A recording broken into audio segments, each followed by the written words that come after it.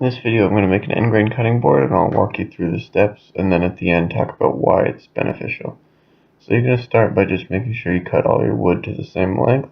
So this is just, I'm using my crosscut on my table saw to make sure all the boards are the same length to start. Then you're going to rip them all to the same width. And just an important note that this does not dictate the depth of your cutting board. This is going to dictate the size of the squares. The depth will actually be the length divided by how deep you want it. So here we are in the first glue up process. So you just put a little line of glue on each of these boards and glue them all together. Now it's important that you do this in 2 steps unless you have some big expensive machinery. My joiner is only 6-inch joiner, so and my planer is a 12-inch planer, so I can't get these through the planer if they're too big. So I have to glue them and clamp them in 2 different stages, nothing wider than 12 inches. I think that also helps reduce some cupping during the gluing process, but really it's just kind of annoying, and the whole thing could be skipped if I had more expensive stuff. Now a little bit of glue squeeze out that we just chisel off, and then we just do running through the planer. This, again, all this could be skipped if you had nicer stuff. But you'd have to sell about 1,000 cutting boards or watch this video about 1,000,000 times for me to be able to afford one of those. So just put the video on repeat, I guess, and we'll get there eventually. Now we're just gluing the 2 pieces together into one block. We're going to take that block and just square it up, again using the crosscut saw, and that's just because it's really hard to get all of them to line up perfectly when you glue it together. Now I take it off and I'm setting the depth. For me to set the depth, I usually do the same width as the squares. So I just set the depth there on the table saw. This board is about 1.5 inches, little under 1.5 inches. And then I go back to the crosscut sled, and we're going to cut all of the boards again to the 1.5 inch depth. And that will give us the overall depth of the cutting board. So this will be the second kind of cutting phase. Now we go back into arranging them. This is probably one of the more important steps. You just want to make sure all the grains line up nicely, get whatever pattern you want. So you're going to kind of switch these in and out. In this board I had kind of in the center these 2 triangles that got smaller and smaller, so I wanted to kind of make a receding part in the midline, and that's what I'm doing here. And then we'll tip them all over and enter in the next glue up phase. Importantly, you want to make sure your glue is all food safe glue.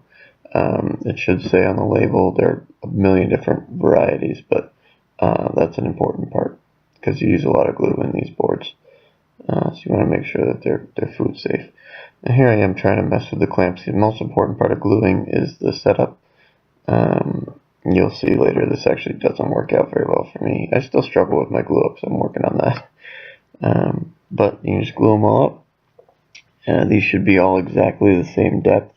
That'll make your process very, very much easier in the next phase. So now we got them all together, and just clamp them shut and make sure that they're all nice and level and flat.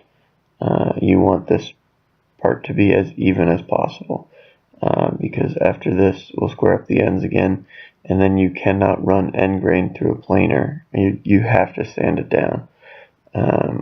If you try to run it through a planer, if you're lucky, you're going to break your planer. If you're unlucky, you're going to hurt yourself. So here we are, just squaring up the ends again. And then we'll get over to sanding. Oh, no, we're going to actually start. This is just routing out some little handholds, so it's a little bit easier to pick up. So I set a stop block on the right and the left, and I just run from one stop block to the other. So I get some nice handholds right in the middle so you can actually pick up the board. And you obviously want to do that before you start sanding, otherwise you're going to re-sand a bunch of stuff. Here we go, we start the sanding. I use an electric sander at first, and then I'll switch over to a hand sander just because I think that gives better results. And then I go up to about 320 grit. but I start with 100 and I go through different grades. But this is the hardest part of building these boards. I always say if you let that glue dry for 24 hours, you're going to sand for about as long. It takes forever to sand this stuff down nice and flat. This could also be avoided if you had a nice big drum sander, which is also very expensive, but another thing we're going to work on. So this is just applying the finish, and you can see the grain kind of come out there. You can start to see that triangle pattern in the middle of the board. And this is just a mineral oil finish, and I apply it one nice solid coat. Some people you'll soak this for a long time, but I just apply it, come back in a few hours and reapply it until you see it kind of soak all the way through the board, and then I'll flip it over and do the bottom of the board. And then the end process is just putting on some, this is cutting board butter that you can buy. I just make it myself. It's a mix of beeswax and gives it a nice kind of smooth and silky finish. And so we're just going to apply the butter. You pretty much put it on like you're greasing a baking sheet, a little thin layer.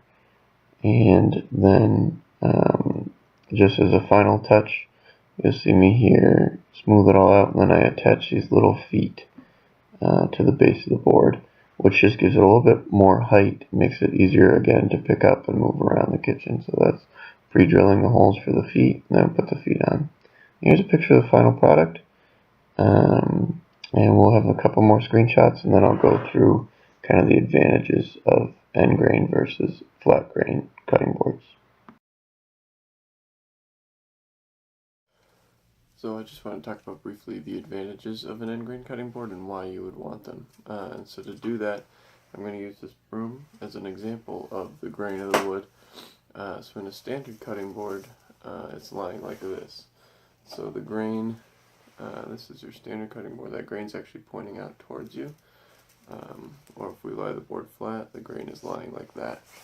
And so when you cut on the board with your kitchen knife, your knife has these little serrated teeth at the bottom, and those are going to cut along the fibers of the grain.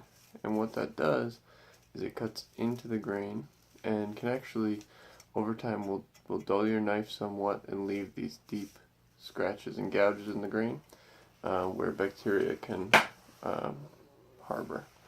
So, not to say that these aren't good boards. These are nice and they're easier to produce.